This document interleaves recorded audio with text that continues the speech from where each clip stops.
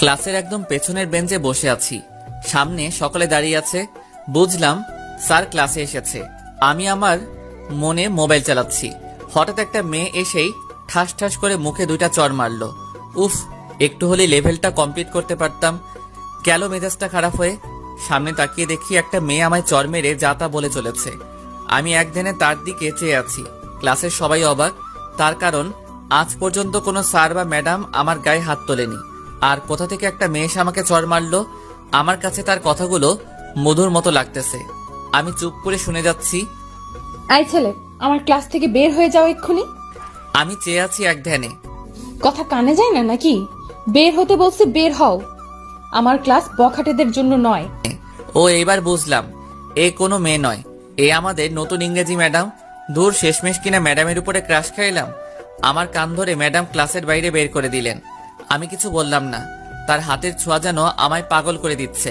ক্লাসের বাইরে এসে আমার সামনে আমার মোবাইলটা আছাড় মেরে ভেঙে ফেললো আর বলল, ফের যদি কোনো সময় আমার ক্লাসে মোবাইল দেখি তাহলে তোমার খবর আছে। জি ম্যাডাম। বেয়াদব ছেলে কোথাকার। আমি বোকার মতো দাঁড়িয়ে আছি। ম্যাডামের তেজ আছে, তবে দেখতে কিন্তু জোস। প্রেম করলে এই ম্যাডামের সাথেই করব চ্যালেঞ্জ, মনে মনে বলতেছি। কিরে, তুই এখানে দাঁড়িয়ে কি বিড়বিড় করছিস?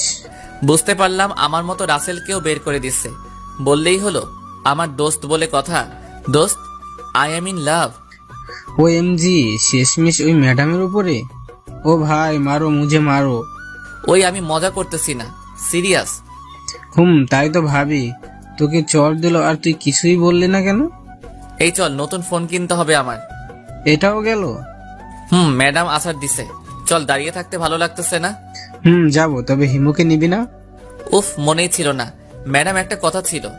এসে কি কথা? ম্যাডাম, হিমুকে খুব দরকার, ওকে যেতে দিন প্লিজ। কেন? আমার ক্লাস না করে কাউকে আমি বাইরে যেতে দেব না। ফাও প্যাচালে লাভ নেই, বরং একটা ফাফড় দেই। ম্যাডাম, হিমুর বাবা হার্ট অ্যাটাক করছে, ওকে যেতে দিন। ও, আগে বলবে না? এই হিমুকে, তুমি যেতে পারো। ধন্যবাদ ম্যাডাম, আসি, বাই। আর এক মুহূর্ত না দাঁড়িয়ে দিলাম দৌড়।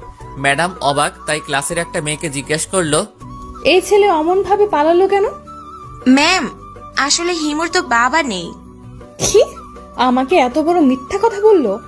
কালকে দেখাবো এর মজা। সবাই হেসে দিল। একদম চুপ। রাসেল আর হিমু তো হাসতে হাসতে শেষ। দোস্ত, তোর মাথায় এইসব প্ল্যান আসে কিভাবে বলতো? আরে বেটা, কার ছেলে দেখতে হবে না? দোষ, সব সময় আমার আব্বুকে নিয়ে মজা করিস কেন? শোন, ম্যাডামকে ওটা না বললে আসতে দিত না, তাই বললাম। সরি। ঠিক আছে। আরে এইসব